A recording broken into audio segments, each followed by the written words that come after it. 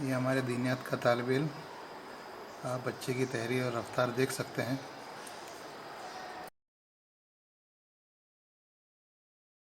किस अंदाज में वो बच्चा लिख रहा है और हर हर्फ एकदम कंप्यूटर की तरह एक ही शक्ल में उतर रहा है। अभी आपने देखा होगा कि 2 पेज दिख रहे हैं और दोनों पेज एक ही तरह नज़र आए।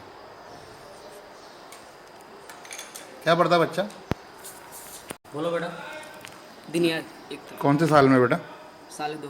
साले 2, यानी दीनियात का दूसरा साल चल रहा है अभी। जी। क्या नाम बेटा आपका? मोहम्मद वकील। मोहम्मद वकील, माशाल्लाह। कहाँ के हो बेटा? बिहार के। बहुत अच्छा। कटिहार। कितने पारे लिख चुके हैं अभी तक? 10 पारा।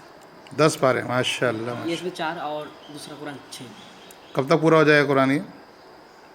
बकरीद में पीछे सर। अभी पूरा कब हो जाएगा ये? इस साल में पूरा कर लोगे इसको? जी। कौन से उस्ताद के पास पढ़ते हो? मौलवी यूनुस। माशाल्लाह। मौलवी यूनुस कौन से? 4 में बरहानपुर। माशाल्लाह माशाल्लाह। ठीक है बेटा, जज़ाकुमुल्लाह खैर बेटा।